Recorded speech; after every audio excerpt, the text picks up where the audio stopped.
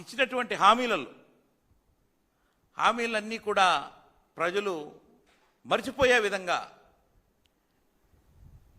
Side track చేసే విధంగా మరి ఈరోజు ఉన్నటువంటి గవర్నమెంటు ప్రవర్తిస్తూ మరి ఏ విధంగా కూడా సంబంధం లేనటువంటి ఉద్యోగ వ్యవస్థ, ఈ P4 అనేటువంటి ఏదైతే తీసుకొచ్చారో ఆ P4కి ఉద్యోగులకి కానీ ఉపాధ్యాయులకు కానీ ఎలాంటి సంబంధం లేదు. అయినప్పటికీ కూడా మొదటగా రాష్ట్ర ప్రభుత్వంలో ఉన్నటువంటి ఉద్యోగస్తులు ఎవరైతే గ్రామ సచివాలయాలలో పనిచేస్తున్నారో వాళ్ళ ద్వారా ఈ యొక్క P4కి కొన్ని వర్క్స్ వాళ్ళ ద్వారా పని చేయించడం, సరే మరి ప్రభుత్వంలో ఉన్నటువంటి ఉద్యోగులని రకరకాలుగా మరి ఆ యొక్క గ్రామ సచివాలయం ఉన్నటువంటి ఉద్యోగస్తుల్ని ఇబ్బంది పెడుతూ రకరకాలుగా వాడుకుంటున్నారు, అందులో భాగంలో అదొక భాగం అని చెప్పేసి అనుకుంటున్నటువంటి సమయంలో మరీ ఘోరంగా ఈరోజు ఈ P4 కింద ఎలాంటి సంబంధం లేకపోయినా కూడా ఈ ఉద్యోగస్తుల్ని, టీచర్లని, పర్టికులర్లీ టీచర్లని ఈ మధ్యన వాళ్ళకు టైం లిమిట్ పెట్టి ఈ యొక్క పూర్ పీపుల్ని ఐడెంటిఫై చేసి వాళ్ళని దత్తత తీసుకోవాలి అనే దాని మీద మరి ప్రభుత్వం ఉత్తర్వులు ఇస్తూ ఉన్నది. ఒక్కొక్క హెడ్ మాస్టర్ వచ్చేసి ఒక 5 మందిని దత్తత తీసుకోవాలట, 5 కుటుంబాలని. ఒక స్కూల్ అసిస్టెంట్ వచ్చేసి ఒక 2 కుటుంబాలని దత్తత తీసుకోవాలట. నేను అడుగుతున్న ప్రభుత్వాన్ని, ఉద్యోగులకి, ఉపాధ్యాయులకి మీరు ఓట్ల కోసం ఏదైతే దొంగ హామీలు ఇచ్చారో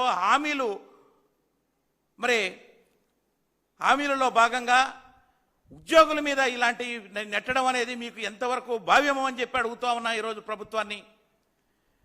ప్రభుత్వ ఉద్యోగులు, టీచర్లు అంటే ఒక చిన్న తరగతి ఉద్యోగస్తులు, వాటితో పాటు దాదాపుగా 24 శాఖల్ని మీరు ఐడెంటిఫై చేశారు.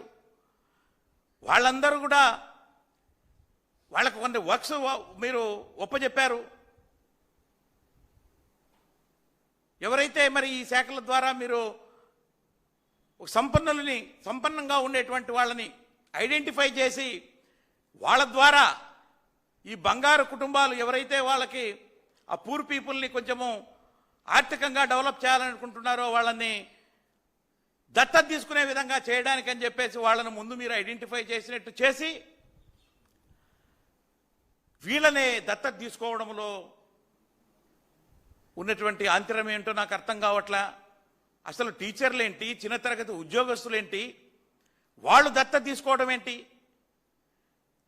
వాళ్లకు ఇస్తున్నటువంటి జీతాలు మీరు అంతంత మాత్రమే, ఆ జీతాలలో వాళ్ళకు రావాల్సినటువంటి వాళ్ళ సొమ్మే ఇంతవరకు ఇవ్వట్లేదు. మీరు రావాల్సినటువంటి డిఏలు 4 డిఏలు పెండింగ్ ఉన్నాయి, డిఏలు ఇవ్వట్లేదు మీరు సకాలంలో. పిఆర్సీ ఇవ్వట్లేదు, మధ్యంతర భృతి ఇవ్వట్లేదు, పిఆర్సీ అరియర్సీ ఇవ్వట్లేదు, రిటైర్మెంట్ బెనిఫిట్ ఏమి ఇవ్వట్లేదు. దాదాపుగా ఈ రోజున మీరు ఉద్యోగస్తులకి, పెన్షనర్లకి 25,000 కోట్ల రూపాయలు ఉద్యోగస్తుల యొక్క సొమ్ము ప్రభుత్వం ఇవ్వకుండా మరి కాలయాపన చేస్తూ ఉన్నది అని చెప్పేసి కూడా నేను ఈ సందర్భంగా తెలియజేస్తున్నా. వాళ్ళకి రావాల్సినటువంటి సొమ్ము మీరు ఇవ్వకుండా వాళ్ళు ఆర్థికంగా అంతంత మాత్రమే వాళ్ళు ఉంటే వాళ్ళని మీరు దత్తత తీసుకోవాలి. అది కూడా నిర్బంధంగా మీరు ఎలా ఇస్తారంటే ప్రభుత్వం ఉత్తర్వులు మీకు ఎవరిచ్చారా రైటు? కలెక్టర్, ఆ డిఈఓ ఇస్తాడు, basing on the collector instructions I'm following అని. కలెక్టర్ ఏ అథారిటీతో ఇస్తున్నారు? వాళ్ళకి రావాల్సిన సొమ్ములుంటే ఈ కలెక్టర్ ఇప్పిస్తున్నాడా ఉద్యోగస్తులకి? వాళ్లకు సకాలంలో శాలరీస్ కూడా రావట్లేదు. మొన్న టీచర్లని మరి ట్రాన్స్ఫర్ చేసినట్టే చేసిన తర్వాత వాళ్ళని రిలీవ్ చేయకుండా, వాళ్ళకి జీతాలు సక్రమంగా పే చేయకుండా చాలా మంది దాదాపుగా ఈ రోజున రాష్ట్రంలో దాదాపు 50,000 మంది టీచర్లకి శాలరీసే ఇంతవరకు 2 నెలల నుంచి రావట్లా. శాలరీస్ రాక వాళ్ళకి రావాల్సినటువంటి బకాయిలు ప్రభుత్వం దగ్గర నుంచి పెండింగులు ఏళ్ల తరబడి పెండింగ్ పెట్టుకొని అవి రాక ఇబ్బందులు పడుతూ ఉంటే అవి ఇవ్వాలనా? లేకపోతే మీరు ఎన్నికలలో దొంగ మాటలు అబద్ధాల మాటలు మీరు గెలిచేదానికి ప్రజలకు చెప్పి ఓట్లు వేయించుకొని మేము సంపద సృష్టిస్తామన్నారు. ఆ సంపద ఏదో సృష్టించి వాళ్ళకి చేయాలి, కానీ సంపద సృష్టించడం అంటే ఉద్యోగస్తుల యొక్క నోర్లు కొట్టడమా అని చెప్పేసి నేను ఈ సందర్భంగా అడుగుతా ఉన్నా ప్రభుత్వాన్ని. నీవు వాళ్ళకి రావాల్సింది సొమ్ము ఇవ్వకుండా ఈ రోజున ఒకరిని హెడ్ మాస్టర్ని 5 మందిని మీరు దత్తత తీసుకోవాలి, 5 కుటుంబాలని 2 కుటుంబాలని మీరు దత్తత తీసుకోవాలని టీచర్లని మరి వాళ్ళని ఇబ్బంది పెట్టడం ఎంతవరకు సబబు అని చెప్పేసి నేను ఈ సందర్భంగా తెలియజేస్తాను. అంతేకాదు గ్రామ సచివాలయ ఉద్యోగస్తులను కూడా మీరు మరి కొన్ని దగ్గరలో వాళ్ళకి ఇన్స్ట్రక్షన్స్ ఇస్తూ ఉన్నారు, 2 కుటుంబాలను మీరు దత్తత తీసుకోండి అని చెప్పేసి. ప్రభుత్వము కలెక్టర్లకు హామీ ఇచ్చింది, ఇన్స్ట్రక్షన్స్ ఇచ్చింది వాళ్ళ కలెక్టర్లకి. మీరు ఇండస్ట్రియలిస్టులు కానీ సంపన్నులు కానీ ఐడెంటిఫై చేసి వాళ్ళ ద్వారా ఆ బంగారు కుటుంబీకులను దగ్గర తీసుకుని వాళ్ళను బాగు చేసే కార్యక్రమాన్ని చేపట్టండి అంటే కలెక్టర్లు చేసే పని ఇదా అని చెప్పేసి నేను అడుగుతున్నా. మీకు ఈజీగా దొరుకుతున్నది ఉద్యోగస్తులా అని అడుగుతున్నా.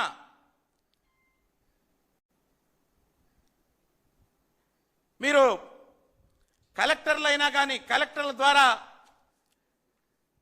మరి ఉద్యోగస్తులకైతే ఇచ్చారు కానీ ఇన్స్ట్రక్షన్స్, అదేవిధంగా మరి వేరే ఇండస్ట్రియలిస్టులు కానీ సంపన్నులు కానీ ఐడెంటిఫై చేసి వాళ్ళను ఇగోనయ్యా నువ్వు ఇంతమంది ఇన్ని కుటుంబాలను నువ్వు దత్తత తీసుకో అని చెప్పేసి వాళ్ళకి ఒక పని పెట్టినప్పుడు ఆ యొక్క సంపన్నులు కానీ ఇండస్ట్రియలిస్టులు కానీ ఏదైనా ఫ్యూచర్లో తప్పు చేసినప్పుడు ఈ కలెక్టర్లు వాళ్ళ మీద యాక్షన్ తీసుకోగలుగుతారా అని చెప్పేసి నేను క్వశ్చన్ చేస్తా ఉన్నా. ఎందుకంటే వాళ్ళ ద్వారా నువ్వు లాభాలు పొందుతున్నావు, వాళ్ళ ద్వారా బీద వాళ్ళనేటువంటి వాళ్ళని దగ్గర తీసి వాళ్ళ యొక్క కుటుంబాలని పోషించాలని చెబుతున్నావు. చెప్పినప్పుడు వాళ్ళు చేసినటువంటి తప్పిదాలను నువ్వు ఏ విధంగా వాళ్ళని రక్షిస్తావు? ఖచ్చితంగా వాళ్లకు నువ్వు సపోర్ట్ చేయాల్సి వస్తుంది. ఆ కలెక్టర్ల చేత ఈ రోజున ప్రభుత్వం తప్పులు చేయించేదానికి ప్రయత్నం చేస్తున్నదా అని చెప్పేసి కూడా నాకు అనుమానం కలుగుతూ ఉంది. ఇవన్నీ కూడా అగెనిస్ట్ ద కాన్స్టిట్యూషన్ కాదా అని చెప్పి నేను అడుగుతా ఉన్నా.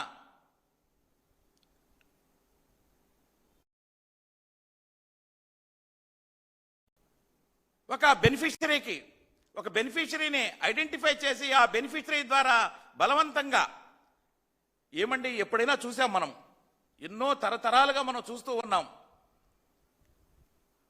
బాగా ఫైనాన్షియల్గా ఉండేవాళ్ళు, దయాదాక్షిణ్యాలు ఉన్నటువంటి వాళ్ళు, మానవత్వం ఉన్నటువంటి వాళ్ళు బీద కుటుంబీకుల్ని దగ్గర తీసుకుని దత్తత తీసుకుని చదివించినటువంటి రోజులు, వాళ్ళకు ఉద్యోగాలు ఇప్పించినటువంటి సంఘటనలు, వాళ్ళ కుటుంబాలు పోషించినటువంటి సంఘటనలు మనం చూసాము ఎప్పటి నుంచో. అయితే ఈరోజు అది కాదు. ప్రభుత్వం వాళ్ళ మెహర్బానీ కోసం మరి ప్రభుత్వం ఈ రోజున ఈ యొక్క కార్యక్రమాలన్నీ కూడా కొత్త కార్యక్రమాలు, ఈ P4 అంట. ఈ P4 అనేది ఎవరికీ తెలియదు. ఇవన్నీ కూడా తీసుకొచ్చి ఇవి ఎవరైతే ముందుకొస్తారో, నేను ముందుకొచ్చి నేను బీదవారిని ఆదుకుని వాళ్ళని దత్తత తీసుకుని వాళ్ళకి సహాయం చేసి వాళ్ళ కుటుంబాన్ని పోషిస్తాను, అన్ని విధాలా ఆదుకుంటాను అని చెప్పేసి వాళ్ళు వచ్చినప్పుడు వాళ్లకు దత్తత ఇవ్వాల్సిందే కానీ బలవంతంగా ఇదిగో నువ్వు ఇన్ని కుటుంబాలను తీసుకుని దత్తత వాళ్ళను చూడాల్సినటువంటి బాధ్యత నీది అంటే నాకేంటి బెనిఫిట్ అని చెప్పేసి ఈ రోజు ఉన్నటువంటి సంపన్నులు కానీ ఇండస్ట్రియలిస్టులు కానీ అదర్స్ కానీ రేషన్ డీలర్స్ను ఇలాంటి వాళ్ళని ఐడెంటిఫై చేయమంటున్నాడు. రేపు రేషన్ డీలర్ తప్పు చేస్తే ఏ విధంగా కలెక్టర్ వాళ్ళ మీద చర్య తీసుకుంటాడు అని చెప్పేసి కూడా నేను ఈ సందర్భంగా ప్రభుత్వాన్ని క్వశ్చన్ చేస్తున్నా. మీరంతా కూడా ఈ అడ్మినిస్ట్రేషన్ని తప్పు పట్టించేదానికి ఈ యొక్క P4ని తీసుకొచ్చారా అని చెప్పేసి కూడా నేను ఈ సందర్భంగా క్వశ్చన్ చేస్తా ఉన్నా. మీరు ఏది మాట్లాడినా కూడా ఏదైనా మాట్లాడండి, మీరు ఏం చెప్తున్నారంటే ఆ యొక్క P4తో ఏపీ ప్రభుత్వం ఏది అడిగినా కూడా P4 ప్రభుత్వాన్ని ముందు పెడతా ఉంది. ఆ యొక్క దీంట్లోనే ఈరోజు ఆడబిడ్డనిది ఈరోజు దాదాపుగా సగభాగం ఉన్నటువంటి ఆడబిడ్డలు ఆంధ్రప్రదేశ్లో దాదాపు 2 కోట్ల పైగా ఉన్నారు. వాళ్ళందరికీ కూడా నేను ఎన్నికలలో గెలిస్తే నేను వచ్చిన తర్వాత ప్రతి ఒక్కరికి కూడా నెల నెల 1,500 రూపాయలు ఇస్తానని చెప్పేసి హామీ ఇచ్చారు ఈ రోజు ఉన్నటువంటి ముఖ్యమంత్రి గారు. అది ఇవ్వలేకుండా ఉన్నటువంటి పరిస్థితులలో ఈరోజు ఏదో ఇలాంటి అన్ని వంకలు చెప్పి వీళ్ళను పెట్టి వాళ్ళ మీద వీళ్ళ మీద పెడుతూ ఇవి చేయడం అనేది ఎంతవరకు సబబు అని చెప్పేసి కూడా నేను ఈ సందర్భంగా మరి ప్రభుత్వాన్ని క్వశ్చన్ చేస్తూ ఉన్నాను అని చెప్పేసి కూడా ఈ సందర్భంగా తెలియజేస్తూ ఉన్నా.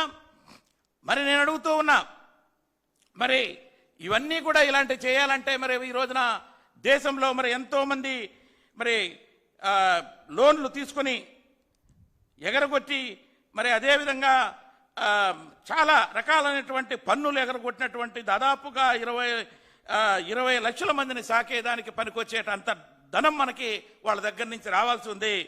నిన్న చూస్తూ ఉన్నాం 45,000 కోట్ల రూపాయలు అనిల్ అంబానీ నుంచి రావాల్సి ఉంది అని చెప్పేసి చెబుతూ ఉన్నారు.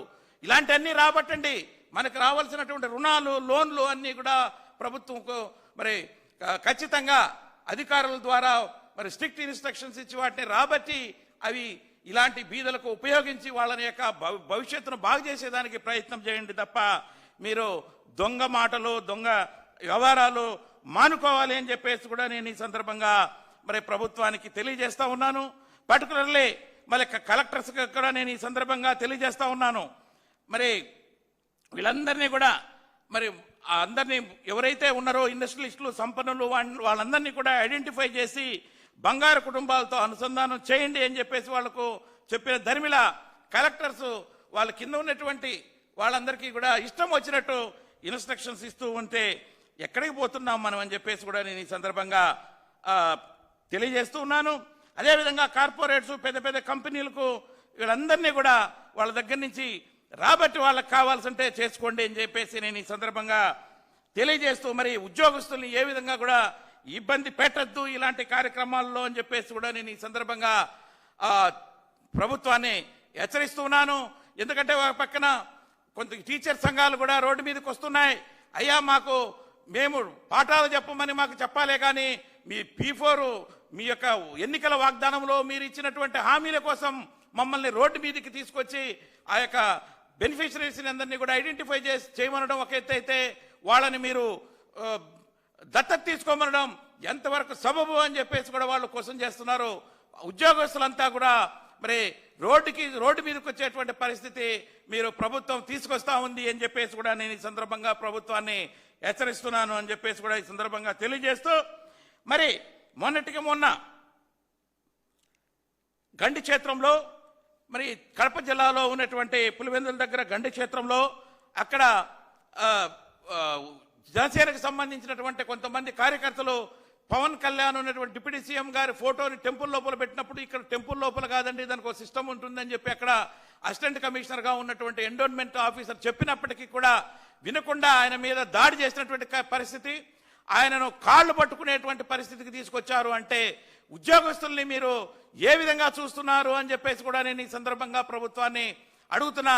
మీరు వాగ్దానం చేసి ఉన్నారు ఎన్నికల సమయంలో మేము ఉద్యోగస్తులందరినీ కూడా చాలా ఫ్రెండ్లీగా వాళ్ళని చూసుకుంటామని చెప్పేసి అన్నారు. ఇదేనా మీరు చూసుకునేది? వాళ్ళని కాళ్ళు పట్టుకునే స్థితికి ఈ రోజున ఆఫీసర్స్ను తీసుకొస్తున్నారంటే మనం ప్రభుత్వం ఏ విధంగా పనిచేస్తున్నది అని చెప్పేసి కూడా నేను ఆలోచించాలి అని చెప్పేసి కూడా ఈ సందర్భంగా తెలియజేస్తున్నా. అదేవిధంగా మొన్న ఆంధ్రప్రదేశ్కి చెందినటువంటి 2 DSPలు ప్రయాణిస్తున్నటువంటి కారు యాక్సిడెంట్, చౌటుప్పల దగ్గర యాక్సిడెంట్కి ఆ రోజు డ్రైవ్ చేస్తున్నటువంటి డ్రైవరు ఆయన అంతకు ముందే డిప్యూటీ సీఎం గారికి మరి డ్రైవ్ చేసి అలసిపోయినటువంటి సంఘటన. అయ్యా నేను డ్రైవింగ్ చేసి అలసిపోయి ఉన్నాను, నేను డ్రైవ్ చేయలేను హైదరాబాద్కి అని చెప్పినప్పటికీ కూడా బలవంతంగా ఆ యొక్క డ్రైవర్తో మరి డ్రైవింగ్ చేయించి అక్కడ ముఖ్యమంత్రి గారి డ్యూటీ ఉంది కంపల్సరీగా హైదరాబాద్కు వెళ్ళాలి అని బలవంతంగా మరి అతను చేస్తే ఏమైందో చూడండి. ఇద్దరు డిప్యూటీ సూపరింటెండెంట్ ఆ పోలీసులు మరణం కావడం జరిగింది.